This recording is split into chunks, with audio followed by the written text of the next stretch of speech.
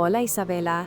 So, you know how sometimes, like after a breakup, especially a really tough one, you think you're finally free, right?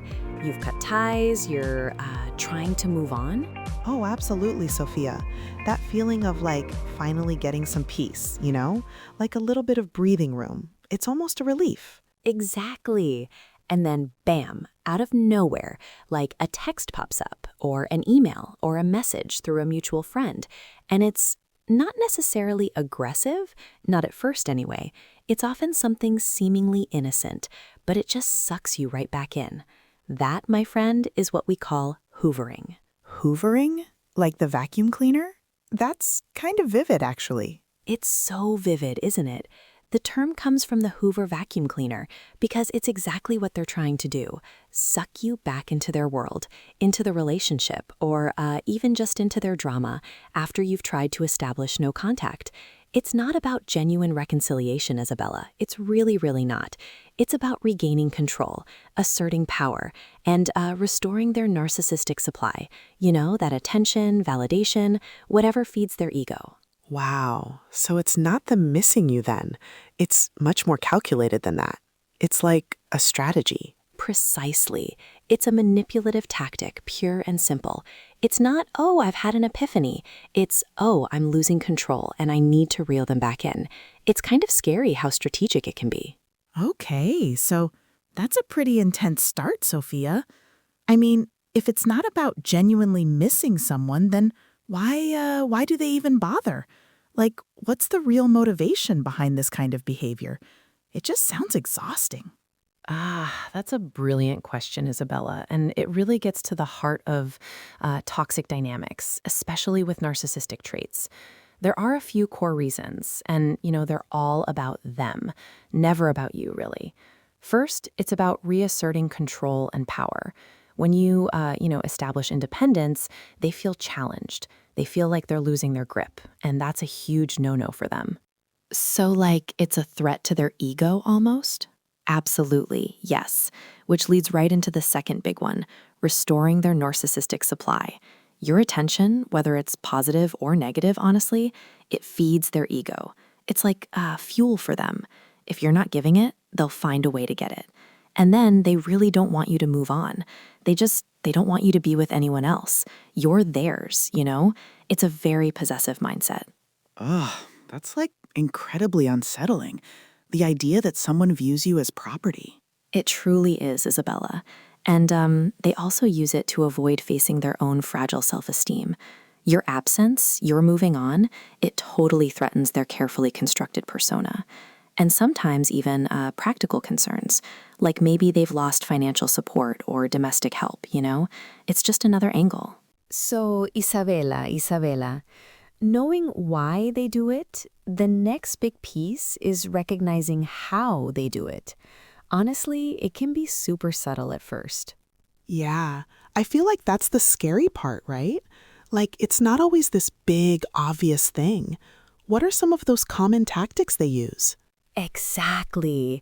First up, and super common, are the seemingly innocent texts or calls. Think, I miss you, how are you doing?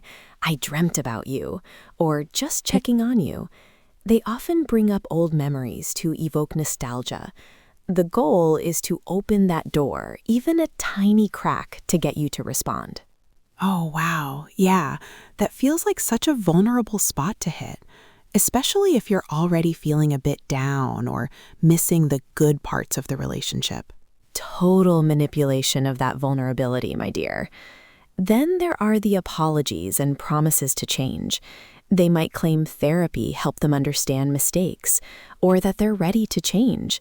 But these promises, often super short-lived, super performative, just words, really. And then, Isabella, there's love bombing and flattery. The ex might become overly apologetic, act exceptionally loving, give gifts, or make you feel special like the good old days, all just to lure you back in. It's like they know exactly what buttons to push, what to say to make you question everything. So, we've covered the softer tactics, but it can definitely get darker, right? What if those don't work or they're just more aggressive? Yes, Isabella. When sweetness fails, they turn up the heat. Guilt tripping and victim playing are huge. They might threaten self-harm or blame you for their problems, saying, "If only you hadn't left." Wow, that's a whole other level of emotional blackmail. Incredibly heavy. It is. Then there's gaslighting, making you question your reality, even accusing you of hoovering them, plus demanding attention with relentless calls or texts. They want you off balance. And hoovering by proxy, involving others, is really crossing a line. Exactly. They manipulate friends, family, or even children to relay messages, and watch for contact on significant dates, birthdays, holidays. It's all calculated to lower your guard and pull you back in. Okay, so that's a lot to take in, Sophia. The tactics are so varied and honestly kind of terrifying. So, for anyone listening who's experiencing this, what do they do? Like, how do you even begin to stay strong when someone is trying so hard to suck you back in? That's the million-dollar question, isn't it? And the absolute non-negotiable first step, Isabella, is to implement the no contact rule. This is the most crucial, most effective strategy. Block their phone number, their email, all social media accounts.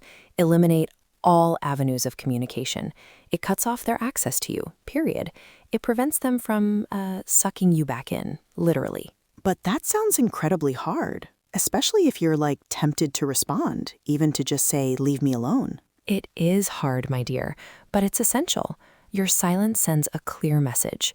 Second, you have to set and maintain firm boundaries.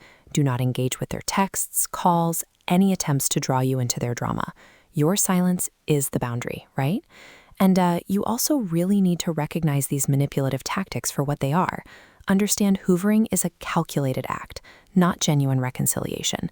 Their promises, often just empty words. So it's about protecting your own reality almost from their manipulation. Exactly. Trust what you know, not what they're trying to make you feel. So, no contact, firm boundaries, recognizing the manipulation, that's like the initial defense. What else do people need to keep themselves safe and truly heal from this, Sophia? Oh, there's so much more. This isn't just about blocking them. It's about rebuilding you. So next, you absolutely need to seek support systems. Lean on trusted friends, family, support groups who truly understand the dynamics of toxic relationships. Their encouragement, it can really reinforce your resolve. And mental health professionals are also incredible for expert guidance. Yes, because it's not something you should go through alone. It sounds like it could really warp your sense of self. It really, really can. Which brings me to prioritizing self-care and healing. Focus on activities that promote your emotional well-being and personal growth. This helps you distance yourself emotionally from their manipulation and build a life independent of their influence. Get back into hobbies, spend time with people who lift you up. And Isabella, this one's huge. Ground yourself in reality. Continuously remind yourself of the true reasons the relationship ended. The pain, the toxicity you experienced. Don't idealize the past, Don't get caught up in the fantasy of what they could be. Just sticking to the facts of what actually happened. Exactly. It's so vital. That's such important advice, Sophia. Grounding yourself in reality, not the fantasy. It sounds like a constant effort, but so necessary. What about, what else should people be aware of to fully protect their peace? Absolutely. And building on that, you have to understand you won't get closure from them. Abusive ex-partners, particularly narcissists, rarely provide truthful explanations or genuine apologies. Seeking closure from them will likely lead to further manipulation and disappointment. Just don't even go there. You find your own closure within yourself. So waiting for an apology, it's just a trap, basically. It's totally a trap. And be very wary of the "I've changed" ploy. These statements are often strategic and short-lived. True change is demonstrated through consistent behavior over time, not just words. Your primary goal should always be your own healing and moving forward. Prioritize your well-being about their reaction, Isabella, always. That's really powerful, Sophia. It's like shifting the focus completely back to yourself. Precisely. And lastly, if hoovering escalates to stalking, harassment, or threats, document everything. Gather evidence and consider seeking legal counsel or contacting law enforcement to ensure your safety. Your safety is absolutely paramount. This whole journey is about reclaiming your power and building a life where you feel truly respected and safe. Thank you, Sophia. That's a lot of incredible, actionable wisdom. Wow, Sophia. This has been such an incredibly important and empowering discussion. It's tough content, but so vital for anyone navigating these dynamics. Absolutely, Isabella. Understanding these tactics and knowing how to protect yourself truly is the first step toward reclaiming your peace. And for everyone listening, we hope this conversation has empowered you. Ready to level up? Hit subscribe and share. Follow Good Life Guide on YouTube and TikTok for all the community vibes. That's right. Watch us for the full visual experience or listen on the go. Head to goodlifeguide.org for our toolkit. It's packed with resources to help you on your journey. We love this community so much. Drop a comment and let's chat. Thank you for joining us today. And remember, your well-being comes first. We'll see you next time.